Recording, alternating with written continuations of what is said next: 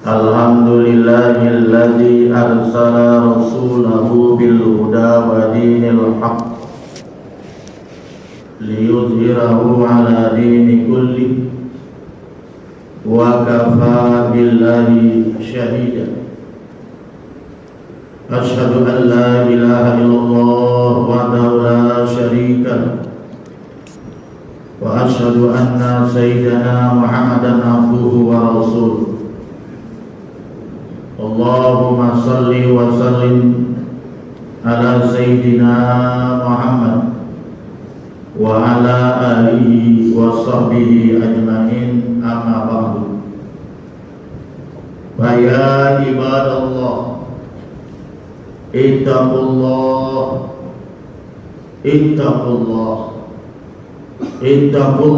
haqqa tuqatih wa la tamutunna illa wa antum muslimun. Qala Allah Ta'ala fi kitabihil karim, a'udzu billahi minasy syaithanir rajim. Ya ayyuhalladzina amanu idza nudiya lis-salati min yaumil jumu'ah fas'au ila dzikrillahi wa dzarul bay', dzalikum khairul lakum in kuntum ta'lamun. Shadaqallahul azim. Ma'asyiral muslimin, sidang salat Jumat yang insyaallah dirahmati oleh Allah. Kita bersyukur pada hari yang sangat mulia ini dan juga di tempat yang mulia, yaitu masjid yang merupakan baitun min buyutillah, rumah dari segala rumah Allah fil ardi, yang ada di muka bumi. Kita bisa berkumpul bersama-sama di tempat yang mulia ini di tengah-tengah kesibukan urusan duniawi, tak lain dan tak bukan dalam rangka melaksanakan salah satu kewajiban kita kepada Allah, yaitu melaksanakan rangkaian ibadah Jumat. Dan hal ini kita lakukan dalam rangka meningkatkan kualitas keimanan serta ketakwaan kita kepada Allah Subhanahu wa Ta'ala. Karena pada akhirnya ending kehidupan manusia kelak di hadapan Allah, yang paling mulia adalah orang yang paling bertakwa kepada Allah Subhanahu wa Ta'ala. Inna akramakum indallahi atqakum. Salawat dan salam kita sampaikan kepada Nabi besar Muhammad sallallahu alaihi wasallam sebagai Sayyidul Anbiya wal Mursalin, khairul bashar. Mudah-mudahan dengan berselawat ini sebagai salam cinta dan salam rindu kita kepada Allah Subhanahu wa Ta'ala, sehingga ruh kita terkoneksi, terhubung dengan ruhnya yang suci Nabi besar Muhammad sallallahu alaihi wasallam, sehingga nanti kelak di akhirat kita dikenal oleh Rasulullah dan kita mendapat syafaat beliau di yaumil qiyamah. Amin ya rabbal alamin. Ma'asyiral muslimin, sidang salat Jumat yang insyaallah kita semuanya hari ini dimuliakan oleh Allah. Di dalam kitab Qasaidul Ibad Al-Babus Sulasiyu, maqalah yang ke-10 Al-Asyirah. Kitab ini ditulis oleh ulama besar dari Timur Tengah, Ibnu Hajar Al-Asqalani, dan kemudian diberi syarah oleh ulama besar bertaraf internasional asli dari Indonesia, yaitu adalah Syekh Nawawi bin Umar Al-Jawi. Di sana ada sebuah hadis Rasulullah sallallahu alaihi wasallam, salah satu nafari, ada 3 komunitas manusia, ada 3 kelompok manusia kelak nanti di hari kiamat. Yuzillullah ta'ala arsy, yang 3 komunitas manusia ini akan dinaungi oleh arsy Allah. Yauma la dzilla illa dzilluh, di mana pada hari itu tidak ada yang bisa memberikan naungan termasuk pejabat tinggi, jenderal berbintang 4, bahkan pengacara yang hebat, hakim, seluruhnya tak berdaya pada saat itu. Karena yang bisa memberikan pembelaan hanya satu, yaitu adalah Allah Subhanahu wa Ta'ala. Mudah-mudahan dari 3 kelompok manusia di akhirat ini, kita yang berkumpul pada siang hari ini termasuk di dalamnya. Amin. Yang pertama, al-mutawaddi'u bil makarih, orang yang senantiasa memperbaiki wudunya, yang dia senantiasa isbagul wudu, ayyimamul wudu, memperbaiki wudunya secara syar'i sesuai dengan tuntunan ilmu fikih. Bil makarih, apa itu makarih? Jama' dari makrah, yang artinya bi awqatil masyaqqah, yaitu adalah pada waktu-waktu yang sulit. Mana itu waktu yang sulit? Kemudian di sini Musannif menjelaskan awqatul bardil syadid, yaitu pada waktu-waktu di mana dingin yang luar biasa. Kita sudah tahu semua bahwa Madinah itu sangat dingin kalau musim dingin, bahkan melebihi dinginnya daripada dinginnya di kota Mekah. Lebih-lebih yaitu di bulan Januari dan Februari, bahkan Desember pun sudah mulai masuk musim dingin. Dinginnya luar biasa sampai terasa tulang.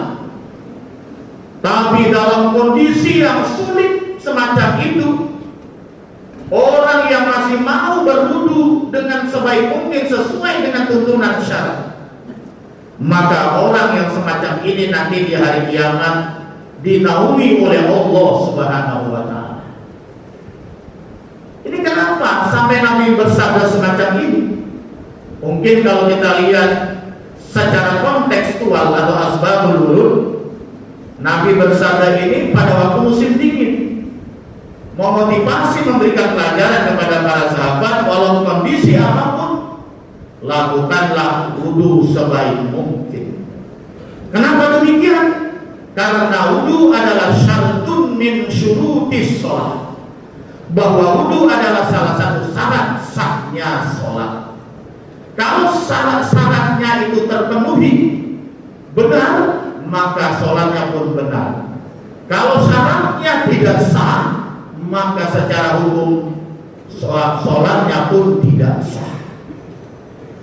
La sholata liman la wudu'a, maka tidak sah sholat seorang kalau tidak tanpa berwudu dengan secara benar. Di samping wudu itu juga mempunyai nilai fadilah hikmah yang sangat besar, sebagaimana dalam sebuah hadis yang diriwayatkan oleh Imam Al-Baihaqi dari Sulaiman. Di sana dikatakan idza tawaddo'al abdu, apabila salah seorang hamba berwudu, tahatat anhu dzunubuh, maka akan rontok dosa-dosanya, jatuh bersama air wudu dari anggota wudunya. Kama tahatta warabu hadhihi syajarah, sebagaimana rontoknya daun-daun dari pohon. Itulah hikmahnya berwudu. Yang kedua, yang akan nanti di akhirat dinaungi oleh Allah, dibela oleh Allah, yang mana pada saat itu tidak satu orang pun bisa memberikan pembelaan. Wal masyi ilal masajid bizulmi, orang yang berjalan kaki ke masjid-masjid bizulmi, walaupun dalam kegelapan. Kita bisa bayangkan bagaimana di zaman Rasulullah dan sahabat, pada saat itu masjid Nabi pun masih dari tanah, belum ada marker seperti sekarang, belum ada listrik seperti sekarang, mana Madinah siang dan malam sulit dibedakan, karena malam pun terang-benderang bagaikan siang. Tapi di zaman Rasulullah masih suasana gelap gulita, jalannya yang masih tanah, masih berpasir, masih berbatuan. Di tengah-tengah kegelapan baik di waktu Isya maupun subuh khususnya, tapi dia masih mau melangkahkan kakinya berangkat ke masjid. di tengah-tengah gelap. Untuk apa? Di sini dijelaskan li ajli sholatil jamaah, untuk mendapatkan meraih sholat berjamaah. Subhanallah. Nabi sudah mengajarkan kita betapa pentingnya sholat berjamaah. Rasulullah bersabda dalam sebuah hadis yang diriwayatkan oleh Syaikhaini, yaitu Bukhari dan Muslim atau muttafaqun alaih, sholatul jamaah afdalu min sholatil fard bisab'in wa isrina darajatan. Bahwa sholat berjamaah itu lebih unggul, lebih utama daripada sholat sendirian, dengan perbandingan 1 berbanding 27 kali lipat, 27 derajat. Kalau kita sholat sendirian di rumah, pahalanya hanya 1, itu pun kalau syarat dan rukunnya terpenuhi. Tapi kalau kita sholat berjamaah di masjid atau di musola terdekat, maka pahalanya 27 kali lipat. Inilah kelebihan sholat berjamaah. Rasulullah sedang memotivasi kita agar kita ini sebagai kaum laki-laki yang sejati harusnya sholat di masjid, sebagaimana dicontohkan oleh Rasulullah dan para sahabat. Tidak pernah sholat 5 waktu, sholat mafruḍah di rumah, kecuali sholat sunnah Nabi mengajarkan di rumah.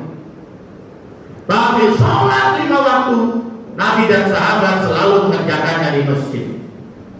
Disinilah terjadi perbedaan pendapat masalah hukum sholat berjamaah di kalangan mazhab Imam Abu Hanifah yang tinggalnya di Baghdad di Irak, bahwa sholat berjamaah bagi orang yang ada tinggal di sekitar masjid hukumnya fardu ain seperti sholat Jumat.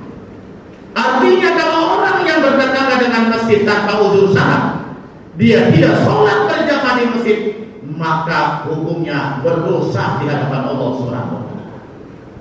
Tapi di kalangan mazhab Syafi'i yang mayoritas dianut di Indonesia, bahwa katakan bahwa sholat berjamaah waktu berjamaah tidak sampai kepada fardu ain, tetapi hanya sampai fardu kifayah. Apa maksudnya? Kalau sampai ada dalam satu kampung, dalam satu tempat, sekampung itu masjid kosong, musola kosong, tidak ada yang mendirikan sholat subuh berjamaah misalnya, maka sekampung itu berdosa semuanya di hadapan Allah Subhanahu wa taala. Inilah saudara-saudara sekalian. Di dalam hadis yang lain dijelaskan, man shalla bardain dakhala jannah. Hadis muttafaqun alaih.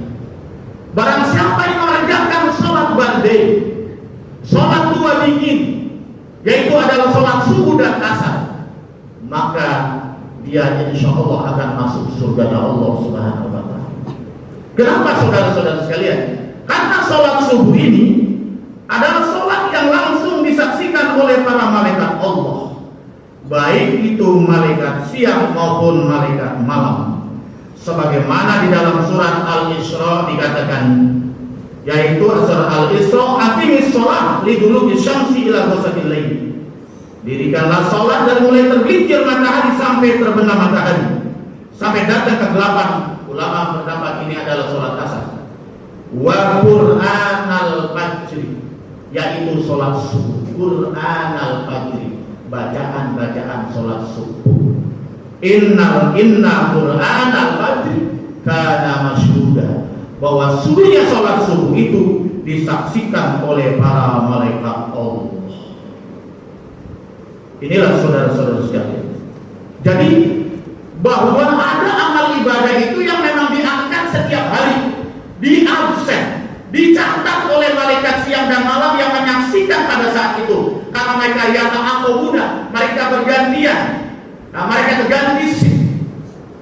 Malaikat penjaga malam selesainya di waktu subuh, masuklah malaikat penjaga siang di waktu subuh, ya, sampai waktu asar. Mereka ketemu di situ, menyaksikan orang-orang yang berada di dalam masjid sholat berjamaah. Kemudian diangkat itu amal ibadah kita, kehadirat Allah Subhanahu wa taala. Kemudian Allah menanyakan, wahai para malaikatku, siapa saja itu yang ada di masjid sholat berjamaah, dicatat dia. Kalau dia berada sholat berjamaah pada waktu subuh dan asar, beruntunglah dia karena dia termasuk orang yang berjamaah sholat pada saat itu. Subhanallah. Yang ketiga, yang terakhir, orang yang akan mendapat naungan nanti di yaumul qiyamah oleh Allah Subhanahu wa taala adalah wa mut'imul ja'i. Dalam rangkaian itu al-ji'an, orang yang memberi makan orang yang lapar. Kita bisa merasakan di saat kita diwajibkan berpuasa bulan Ramadan, 14 jam kurang lebih kita menahan lapar dan haus di siang hari. Mungkin kalau di Eropa lebih dasar bisa 20 jam. Kalau di Rusia itu sampai 18 jam puasa. Tapi di Indonesia alhamdulillah normal hanya 14 jam kurang lebih. Kita merasakan ternyata beginilah orang yang lapar. Bagaimana saudara-saudara kita yang miskin? Bagaimana saudara-saudara kita ini yang fakir secara ekonomi? Mereka bukan hanya bulan Ramadan, setiap hari mereka merasa kekurangan, merasa kelaparan.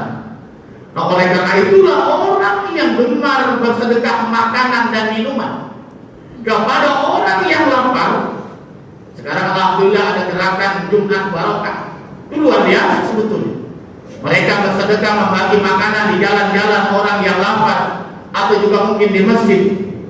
Ini juga barangkali dalam rangka mengamalkan hadis ini, supaya mendapat naungan di akhirat nanti di hadapan Allah Subhanahu wa taala. Bukankah Rasulullah mengingatkan kepada kita, ittaqin nar walau bisyikki tamratin, takutlah dengan api neraka. Takutlah betapa dahsyatnya itu api neraka.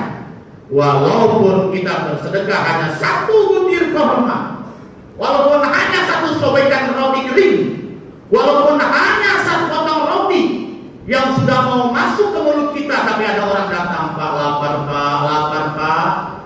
Kemudian kita karena masih bisa menahan lapar, kita berikan itu satu roti, kita berikan itu satu butir kurma kepada orang yang lebih membutuhkan. Subhanallah. Ini yang kecil ini karena kita laksanakan, kita bersedekah dengan betul-betul ikhlas dan sangat dibutuhkan orang itu, bisa menangkal kita daripada api neraka, saudara-saudara sekalian. Kita bisa belajar dari kisah Sayyidina Ibrahim alaihissalam. Dari 25 nabi dan rasul ada 25 nabi yang istimewa, termasuk Ibrahim alaihissalam. Nabi Ibrahim punya gelar Khalilullah, kekasihnya Allah. Kalau putranya Ismail dapat gelar Zabihullah, manusia yang disembelih oleh Allah. Adapun Nabi Muhammad Nabi kita adalah Habibullah, kekasihnya Allah. Ada yang mengatakan Habibullah lebih tinggi derajatnya daripada Khalilullah, walaupun secara lughah maknanya sama. Kenapa Nabi Ibrahim sampai dapat gelar Khalilullah, kekasihnya Allah? Karena diterangkan ada 3 hal yang biasa dilakukan oleh Nabi Ibrahim. Salah satunya Nabi Ibrahim wala yataghadda wala yatahassa ila ma'adai. Tidak pernah makan siang, tidak pernah makan malam kecuali bersama kamu. Malah diceritakan dia kalau mau makan buka pintu lebar-lebar, duduk di depan rumahnya, nyari orang lewat, siapa yang mau makan. Nabi Ibrahim tidak mau makan sendirian, tidak mau kenyang sendirian. Ada orang lewat diajak makan berjamaah, al-jamaah barokah.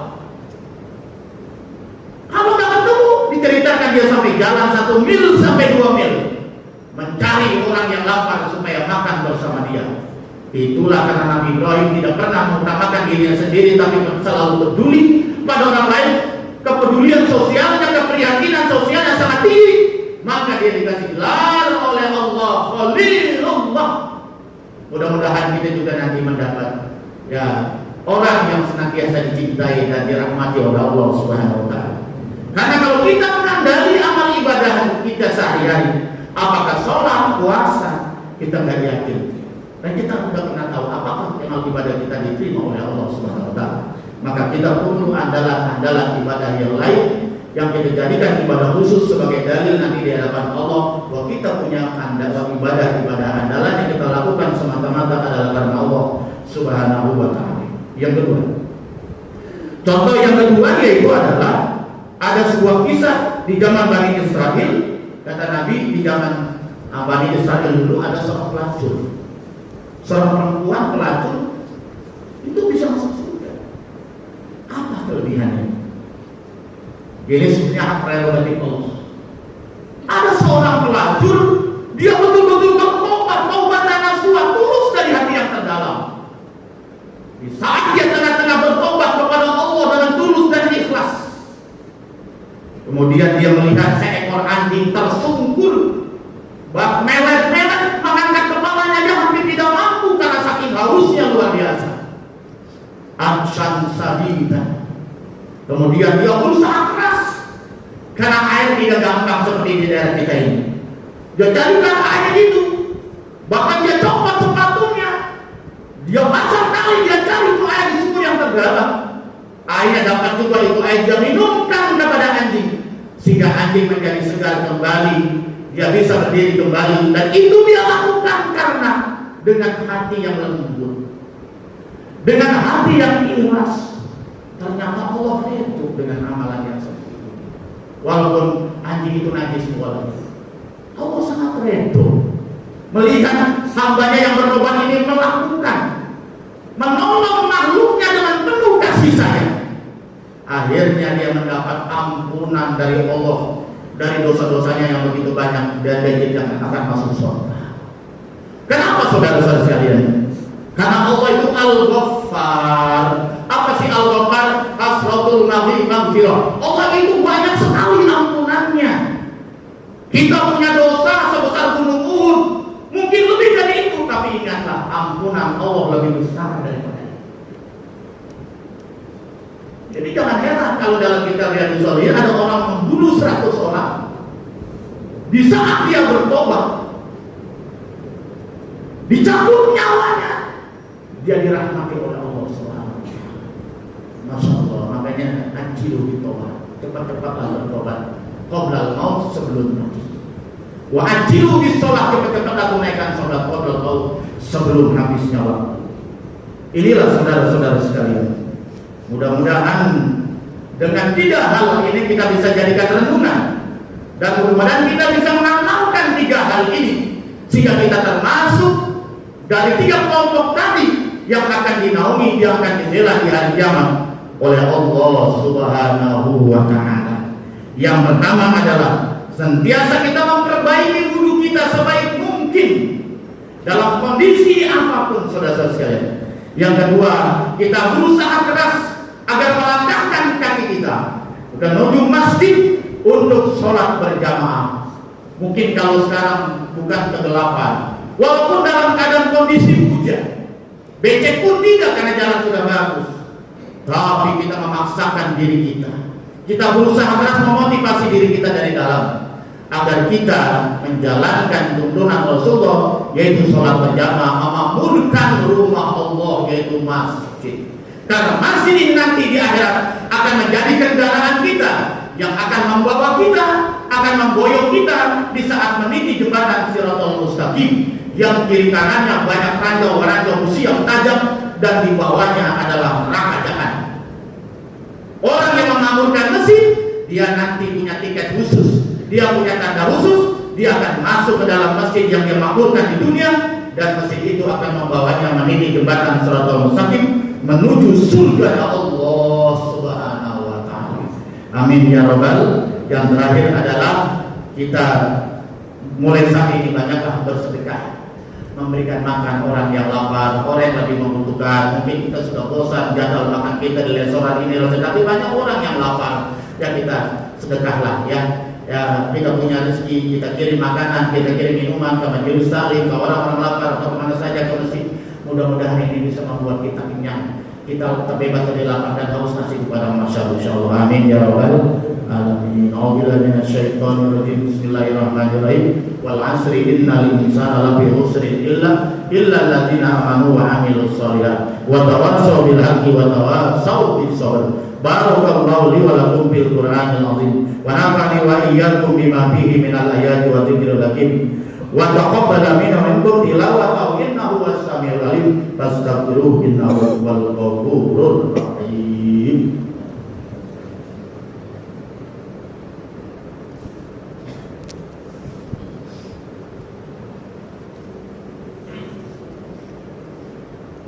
Alhamdulillah Alhamdulillahilladzi amarna bil ittihadi wal ittisami bihablillahil matin. Asyhadu an la ilaha illallah wahdahu la syarika lah. Iyyahu na'budu wa iyyahu nasta'in. Wa asyhadu anna sayyidana Muhammadan abduhu wa rasuluh al-mab'uts rahmatan lil alamin. Amma ba'du. Fa ya ibadallah ittaqullah mastata'tum wa sari'u ila maghfirati rabbil alamin. Faqala ta'ala innallaha wa malaikatahu yusalluna 'alan nabi ya ayyuhalladzina amanu sallu 'alaihi wa sallimu taslima. Allahumma salli wa sallim wa barik ala sayyidina Muhammadin sayyidil mursalin wa ala alihi wa sahbihi ajma'in wa radhiyallahu anil khulafa'ir rasyidin sayyidina Abi Bakar wa Umar wa Utsman wa Ali wa ala baqiyati sahabati wa qarabati Rasulillahi ajma'in wa tabi'ina tabi'in wa man tabi'ahum bi ihsan ila yaumil wa alaina ma'ahum bi rahmatika ya arhamar rahimin. Allahumma ighfir lil muslimina wal muslimat wal mu'minina wal mu'minat al ahya'i minhum wal amwat innaka sami'un qaribun mujibud da'wat wa ya qadiyal hajat. Allahumma ansurna fa innaka khairun nasirin waftah lana fa innaka khairul fatihin waghfir lana fa innaka khairul ghafirin warhamna fa innaka khairur rahimin warzuqna fa innaka khairur raziqin wahdina wa najina minal qaumiz zalimin wal munafiqin wal hasidin wal murabin wal kafirin bi rahmatika ya arhamar rahimin. Rabbana atina fid dunya hasanah wa fil akhirati hasanah wa qina adzabannar. Ibadallah innallaha ya'muru bil adli wal ihsani wa yahdi qurba wa yanha 'anil fahsya'i wal munkar ya'idzukum la'allakum tadhakkarun.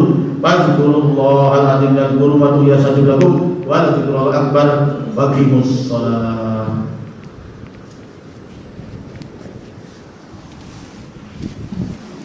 Allahu akbar Allahu akbar. Asyhadu an la